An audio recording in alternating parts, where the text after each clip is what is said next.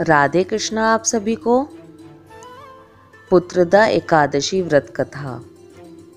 श्री युधिष्ठिर कहने लगे कि हे भगवान, श्रावण शुक्ल एकादशी का क्या नाम है? व्रत करने की विधि तथा इसका महात्म्य कृपा करके बताइए। मधुसूदन कहने लगे कि इस एकादशी का नाम पुत्रदा है। अब आप शांति पूर्वक इसकी कथा सुनिए। इसके सुनने मात्र से ही वाजपेयी यज्ञ का फल मिलता है। द्वापर युग के आरंभ में महिष्मति नाम की एक नगरी थी, जिसमें महीजित नाम का एक राजा राज्य करता था। लेकिन पुत्रहीन होने के कारण राजा को राज्य सुखदायक नहीं लगता था। उसका मानना था कि जिसके संतान ना हो, उसके लिए यह लोक और परलोक दोनों ही दुखदायक होते हैं। पुत्र सुख की प्राप्ति के लिए राजा ने अनेक उपाय किए, परंतु राजा को पुत्र की प्राप्ति नहीं हुई। वृद्ध अवस्था आती देखकर राजा ने प्रजा के प्रतिनिधियों को बुलाया और कहा, हे प्रजाजनों, मेरे खजाने में अन्याय से उपार्जन किया हुआ धन नहीं है। ना मैंने कभी देवताओं तथा ब्राह्मणों का धन छीना है। किसी दूसरे की धरोहर भी मैंने नहीं ली है। प्रजा को पुत्र के समान पालता रहा। मैं अपराधियों को पुत्र तथा बांधवों की तरह दंड देता रहा। कभी किसी से घृणा नहीं की, सबको समान माना है। सज्जनों की सदा पूजा करता हूँ। इस प्रकार धर्मयुक्त राज्य करते हुए भी मेरे पुत्र नहीं हैं, सो मैं अत्यंत दुख पा रहा हूँ। इसका क्या कारण है? राजा महीजीत की इस बात को विचारने के लिए मंत्री तथा प्रजा के प्रतिनिधि वन को गए।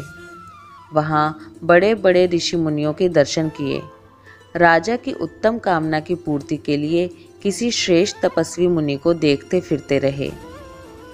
एक आश्रम में उन्होंने एक अत्यंत वयोवृद्ध धर्म के ज्ञाता, बड़े तपस्वी, परमात्मा में मन लगाए हुए निराहार, जितेंद्रिय, जितात्मा, जित क्रोध, सनातन धर्म के गूढ़ तत्वों को जानने वाले, समस्त शास्त्रों के ज्ञाता महात्मा लोमश मुनि को देखा, जिनका कल्प के व्यतीत होने पर एक रोम गिरता था। सबने जाकर ऋषि को प्रणाम किया। उन लोगों को देखकर मुनि ने पूछा कि आप लोग किस कारण से यहाँ आए हैं? निसंदेह मैं आप लोगों का हित करूँगा। मेरा जन्म केवल दूसरों के उपकार के लिए हुआ है, इसमें संदेह नहीं है। लोमश ऋषि के ऐसे वचन सुनकर सब लोग बोले, हे महर्षि, आप हमारी बात जानने में ब्रह्मा से भी अधिक समर्थ हैं, अतः आप हमारे इस संदेह को दूर कीजिए।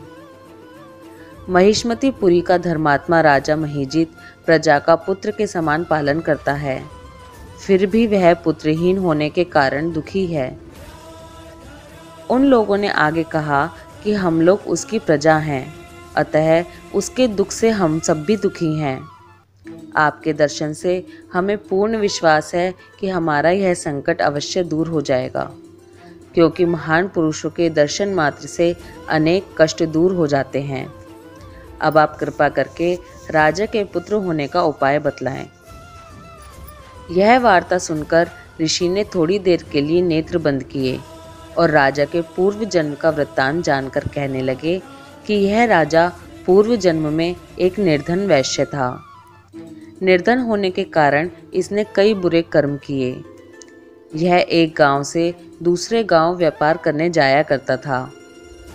एक समय ज्येष्ठ मास के शुक्ल पक्ष की द्वादशी के दिन दोपहर के समय वह 2 दिन से भूखा प्यासा था। एक जलाशय पर जल पीने गया। उसी स्थान पर एक तत्काल की ब्याही हुई प्यासी गौ जल पी रही थी। राजा ने उस प्यासी गाय को जल पीते हुए हटा दिया और स्वयं जल पीने लगा। इसलिए राजा को यह दुख सहना पड़ा है। एकादशी के दिन भूखा रहने से वह राजा हुआ और प्यासी गौ को जल पीते हुए हटाने के कारण पुत्र वियोग का दुख सहना पड़ रहा है।